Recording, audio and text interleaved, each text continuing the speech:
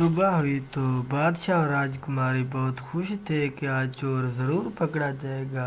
محل کے تمام دروازے بند کر دیے گئے تھے تاکہ کوئی یہاں سے بھاگنے نہ پائے۔ بادشاہ اور راجکماری جب راج محل میں پہنچے تو انہیں مہمانوں کی پیشانیوں پر مخصوص رنگ کے نشانات دیکھ کر حیرت ہوئی۔ اس طرح دوسری ترکیب بھی فیل ہو گئی۔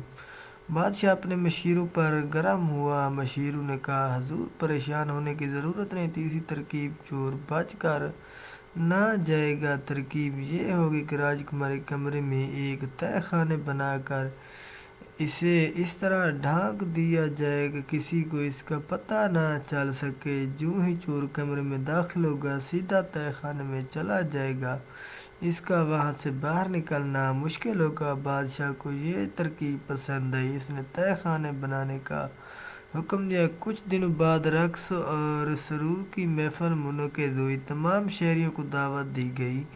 پروگرام ختم ہونے کے بعد مہمانوں نے راج محل میں سونے کے لیے کہا گیا۔ سب سو گئے لیکن چالاک چور کو نیند کہاں، وہ پھر راجکماری کے کمرے میں داخل ہوتے ہی وہ تہہ خانے میں گر پڑا۔ اس نے باہر نکلنے کی بہت کوشش کی لیکن کامیاب نہ ہوئی۔ راجکماری نے چور کے تہہ خانے میں گرنے کی آواز سن کر زور سے چلایا، چور چور! راجکماری کی آواز سن کر بہت مہمان چور پکڑنے کے لیے راجکماری کے کمرے میں داخل ہوئے اور وہ بھی تہہ خانے میں جا گرے۔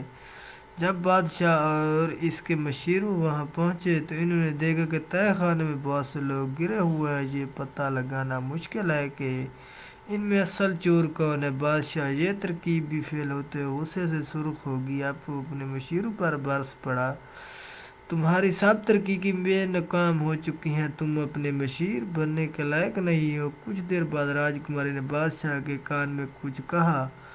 بادشاہ نے بغور سنا اور سر ہلا کر کہا۔ بادشاہ نے اپنے تمام مہمانوں سے مخاطب ہو کے کہا، آپ میں ایک چالاک چور موجود ہے جس نے میرے مشیروں کو بھی مات دے دی، اپنی ذہانت و عقل مندی ثابت کر دی ہے۔ میں چاہتا ہوں کہ وہ اپنے آپ کو ظاہر کر دے تاکہ راجکماری کی شادی اس سے کر دوں۔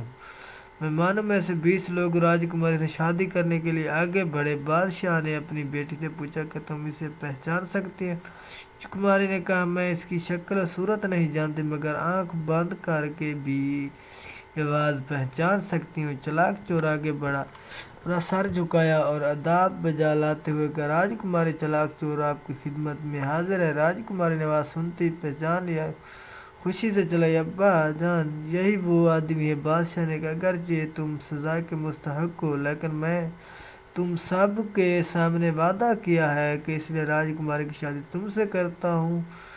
آج سے تم اس ملک کے راجکمار ہو گئے ہو مگر اس سے پہلے وعدہ کرنا ہوگا کہ پھر کبھی چوری نہ کرو۔ حضور چالاک چور نے صرف 3 خواہشیں تھیں، ایک آپ کی طرح امیر ہونا اور دوسرے آپ کے جیسے محل کا مالک بننا اور تیسرے راجکمار سے شادی کرنا۔ آج میری تینوں خواہشیں پوری ہو چکی ہیں۔